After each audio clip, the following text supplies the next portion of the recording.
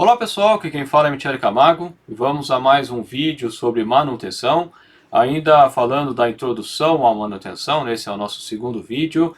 E nesse vídeo especificamente nós vamos falar sobre os serviços de rotina e os serviços periódicos. Eu comecei a fazer esses vídeos por conta da nomeação que eu recebi recentemente no Instituto de Engenharia, aqui em São Paulo, e atualmente eu estou como coordenador da divisão técnica de manutenção. Então a gente está implementando aí algumas palestras. Toda a última quarta-feira do mês nós teremos palestra, e a primeira sob a nossa gestão será agora dia 29 de agosto e será proferida pelo engenheiro Marcos Jesus, que trabalha na John Crane, com o tema selagem industrial. A John Crane é uma empresa líder de mercado aí nesse segmento, e o Marcos Jesus aceitou o nosso convite aí para fazer essa palestra. Se você tem interesse de participar presencialmente ou via YouTube, que nós vamos transmitir por esse canal, tem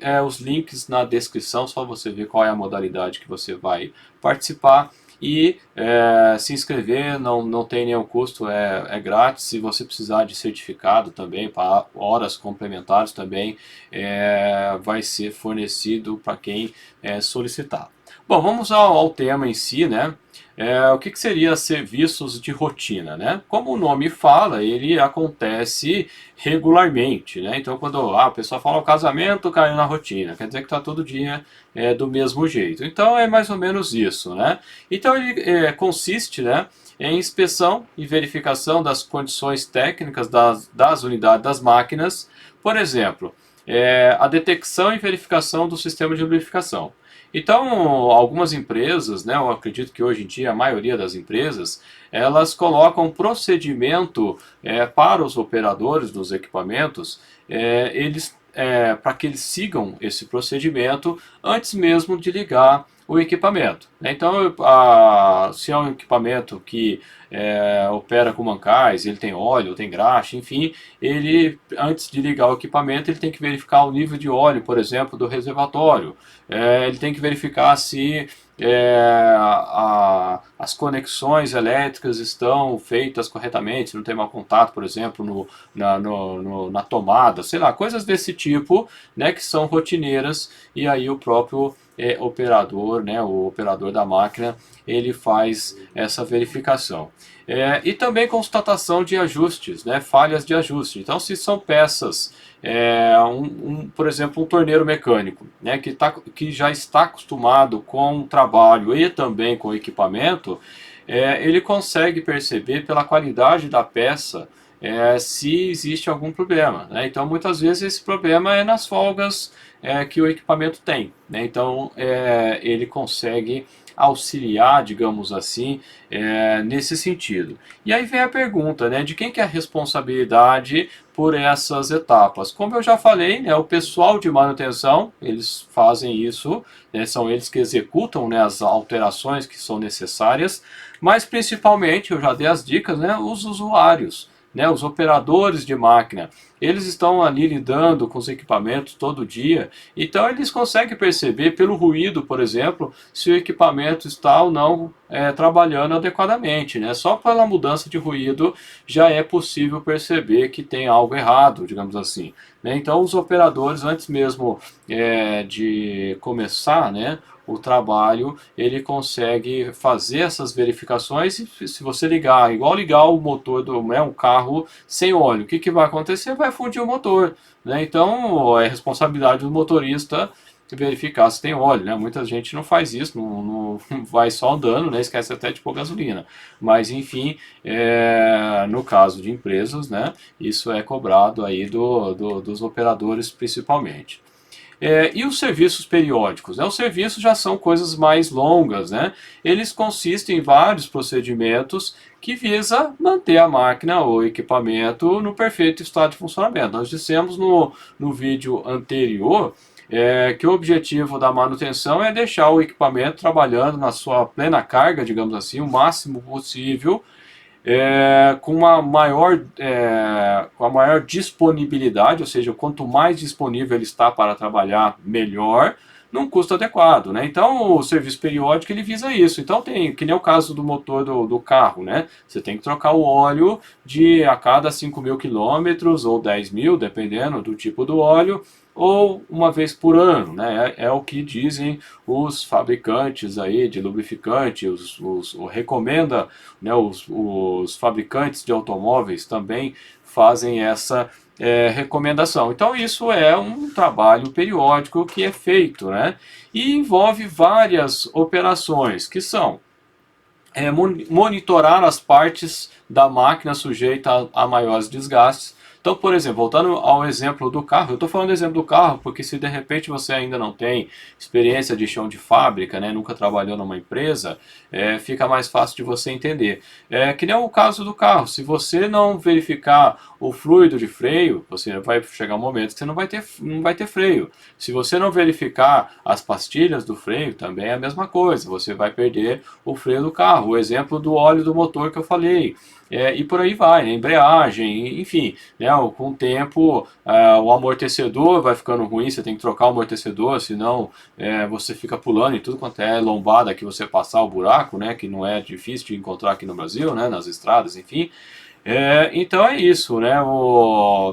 Essa verificação ela vai ser importante. O ajustar ou trocar componentes em períodos pré-determinados. Então tem máquinas que no mesmo exemplo do motor do carro, também se dá para os equipamentos, né? Então as máquinas que utilizam óleo se mede, no caso, não em quilometragem, como é o caso dos veículos, né? Mas em horas de utilização.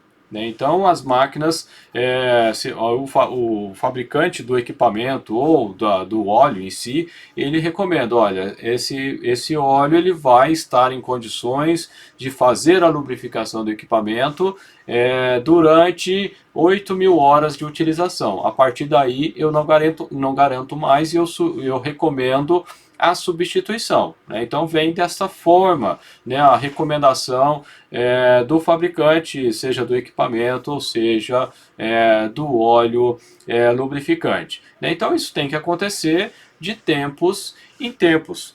Uma outra maneira também, né, no caso do óleo, o pessoal costuma fazer, né, a análise do óleo. E através da análise dá para você verificar se tem partículas metálicas. Quando você tem partículas metálicas, encontra, né, na análise do óleo partículas metálicas, isso quer dizer que partes metálicas do seu equipamento está saindo da onde não deveria estar indo para o óleo. Né? Então isso é um indício forte de que você tem que parar o equipamento e fazer a manutenção para ele não quebrar fora da hora, né? Que aí você tem prejuízos maiores.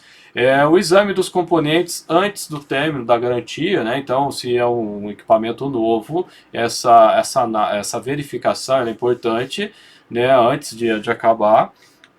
E fazer o replanejamento, replanejar o programa de prevenção. O que seria isso? Né? Quando é necessário. Então, em alguns casos, muitas coisas são feitas por histórico. Né? O fabricante ele conhece menos do processo, do trabalho da máquina do que quem usa. Então, muitas vezes, o fabricante ele prevê algumas situações, é óbvio que ele entende do equipamento, mas em determinadas condições, por exemplo, um lugar mais frio ou um lugar mais úmido, o fabricante não testou às vezes o equipamento em todas as condições. E aí o usuário, né, a empresa que comprou aquele equipamento, ela tem mais conhecimento. Então, muitas vezes o fabricante recomenda, por exemplo, a troca de um filtro de ar a cada 8.000 horas, por exemplo, mas só que como se você trabalha num lugar mais empoeirado, ele vai saturar mais rápido. Então a pessoa percebe que 8.000 horas não é legal, que seria ideal 6.000 horas. Então você faz o replanejamento do processo do programa de prevenção. E também testar, né, os componentes elétricos. Né? Então muitas vezes você tem muitos dos curtos-circuitos que acontecem, incêndios, acontece por mau contato. Né? E aí o mau contato ele aumenta a resistência elétrica e com o aumento da resistência elétrica aumenta a temperatura por efeito Joule e aí pode acontecer de atingir uma temperatura tal que começa a pegar fogo e você tem um incêndio no prédio inteiro, como aconteceu em São Paulo, que caiu, né, o prédio, inclusive. O serviço periódico eles podem ser feitos durante paradas longas por quebra. Então o equipamento quebrou, você aproveita e faz outras substituições. Isso não é o ideal é que você programe e faça a substituição dos equipamentos de forma programada. Se o equipamento quebra, você atrapalha a produção da empresa e isso não é legal. Pode ser feito pelo planejamento de um novo serviço que vai ser executado, ou na mudança de turno, dependendo do tipo, né, de operação que vai ser executada, você pode aproveitar essa mudança de turno para fazer a manutenção. Muitas vezes, dependendo das empresas que trabalham com 2 turnos, por exemplo, você tem uma equipe que trabalha de madrugada fazendo a manutenção. Isso é muito comum, por exemplo, no metrô, aqui em São Paulo. Né? Então, o metrô ele começa a funcionar às 5h30, 6 horas da manhã, não sei exatamente o horário, e vai parar meia-noite e meia, 1h. Então, dentre meia-noite e meia, 1h e 5h30, 6 horas, é o horário que a turma tem para fazer a manutenção no trilho, manutenção em vagão e por aí vai. Então, é uma loucura aí para o pessoal que trabalha na manutenção nesses turnos de noite. E as paradas programadas, né? Elas visam desmontar completamente a máquina. Então eu atendo, por exemplo, uma empresa fabricante de papel e celulose localizada na região de São Paulo, na Grande São Paulo. E tem máquinas que param todo mês para fazer determinadas manutenções e existe uma parada geral de toda a planta uma vez por ano ou uma vez a cada 18 meses, né? Então o pessoal ele as ajusta às vezes mais para mais ou mais para menos, justamente dentro daquela programação que a gente acabou de falar. Então se fazia todo ano, aí falar, vamos experimentar fazer com 14 meses ao invés de 12. E assim vai até chegar no tempo ideal. E qual que é a vantagem de você esticar isso? Se você estica, você trabalha mais tempo. Por outro lado, você vai ter um desgaste maior. Então tem que fazer o peso disso, que foi o que eu falei no vídeo anterior, que é tudo com um custo adequado. Não é nem mais barato e nem mais caro. É o custo que vai te dar o melhor benefício, né? Que é o pessoal chama de custo-benefício. Nesse caso, as peças danificadas são recondicionadas, ou seja, se ela tem condição de reuso, elas são feito esse procedimento, ou no caso, quando não você substitui aquelas peças danificadas. E os reparos não programados também pode acontecer. Essa é a chamada aí manutenção corretiva, a gente vai falar um pouquinho mais disso, mas basicamente o equipamento está funcionando e de repente, puf, ele quebra, e aí quebra as pernas literalmente da galera, porque não estava sendo esperado. Muitas vezes pode acontecer não ter peças para aquele equipamento, e aí você tem uma situação que o pessoal, né, a terminologia que o pessoal fala aí nas manutenções é uma situação emergencial. Não é emergência no sentido de que vai morrer alguém, mas emergência no sentido de que se a produção parar, a empresa para de ter faturamento, e isso é um problema muito sério, inclusive quando acontece com frequência, cabeças rolam, né? Então pessoas são mandadas embora, principalmente quando é por erro de programação, né? Isso acontece com bastante frequência. E o principal que tem que ter é o acompanhamento, o registro do estado da máquina e os reparos feitos. Isso é importantíssimo para o programa de manutenção. E muito mais, hoje se fala muito em estudo da causa raiz, né? Então, aconteceu um problema no equipamento, por que aconteceu? Aí quebrou o rolamento. Mas será que foi o rolamento que quebrou? Ou no caso do que eu trabalho, quebrou o selo mecânico. Mas será que é o selo mecânico que está quebrando? Muitas vezes o selo mecânico está quebrando, mas ele está quebrando porque alguma outra condição não está adequada. Então você tem que estudar a causa raiz para você atacar a causa raiz e aí sim você deixar de ter aquele problema frequentemente. Passar a ter um problema, uma manutenção programada e não a manutenção corretiva. Mas é muito comum você pegar registros de equipamentos e está simplesmente vazamento no selo mecânico. Ponto. E aí, por que vazou? Quando que vazou? Como foi esse vazamento? Aí, ou seja, quando a gente vai analisar, a gente não consegue tirar nenhuma informação útil aí para chegar nessa causa raiz do problema.